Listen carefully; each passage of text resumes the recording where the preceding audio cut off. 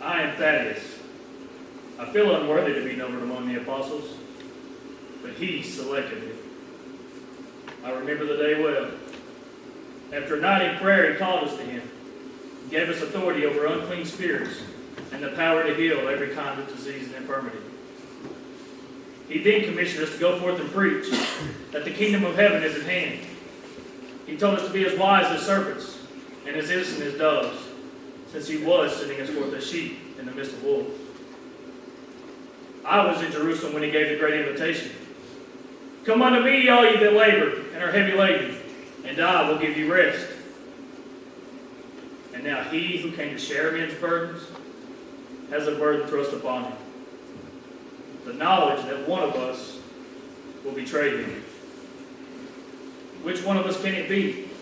Who is the traitor, the man we least suspect? Or will we all betray him before the night is over? Philip, Peter, John, or even Thaddeus? Is it I? Is it I?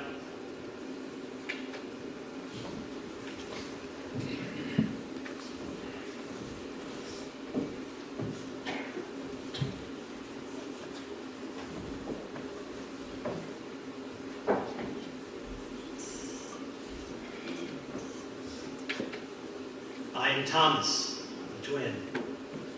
Though I do not look upon life with gloom and despondency, I usually require proof before I believe. Yet I am not a man of doubt. Why do people remember my doubt and forget my daring? Why do they remember my fear and forget my faith? I used to go fishing with some of the others, and how well I remember the Beatitudes he spoke. I can almost see him rebuking the winds on a stormy Galilee and healing the sick, curing the diseased, opening the eyes of the blind, and stopping the ears of the deaf, cleansing the lepers, and preaching the gospel to the poor. Yet, opposition has developed. His enemies are determined to destroy him. Why? He would bring us all up to God, while they would cut God down to their own size. He would make us God's servants, while they would make God their servant. And now he says that among us, the chosen 12, there is a traitor. Is he speaking of me?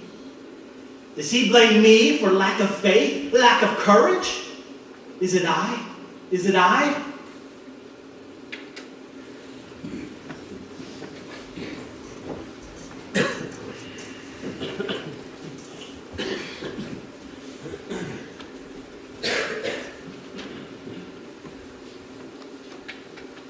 Shortly after Jesus called Simon Peter and Andrew to follow him, he came to me, John, and my brother James. We were mending our nets when he called us, but we immediately left our boat and our father and began to follow Jesus. Sometimes I'm tempted to believe that he is the God that existed prior to creation and will continue to exist after the end of time. Sometimes he calls me the beloved disciple. He nicknamed me and my brother the Sons of Thunder. Well, not because we're boisterous men, but I do suppose we get impatient with those who reject Jesus. It was Simon Peter and I who completed the arrangements for the celebration of the Passover meal here in this upper room tonight. And it was I whom Jesus told of his conversation with Nicodemus the night he spoke those wonderful words. For God so loved the world that he gave his only begotten Son, that whosoever believeth in him shall not perish, but have everlasting life. Someday I want to write down some of the things that Jesus said and some of the wonderful things he did, so that others can believe in Jesus just as I do. Yet tonight he told us that one of us will betray him. I cannot believe it. I mean, who could it be? Surely not Simon Peter or Andrew or my brother James. Is it I? Is it I?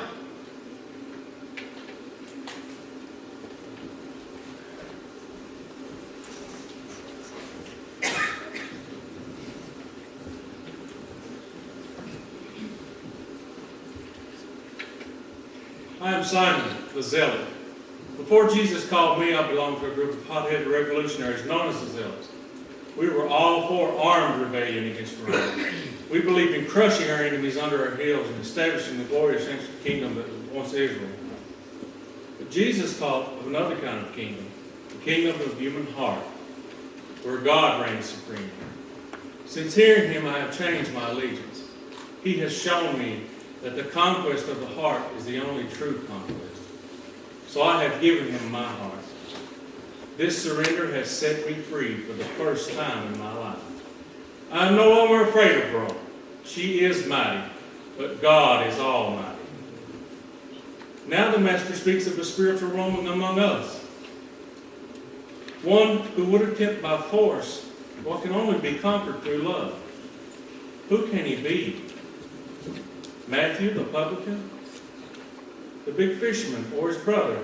Or does he suspect me, since I am the only former zealot among us? Is it I? Lord, is it I?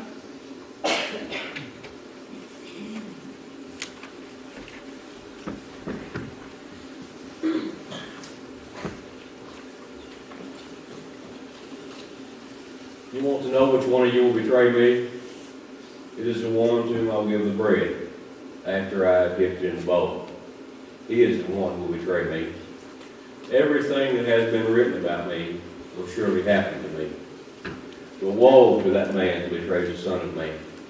It would be better for him if he had never been born.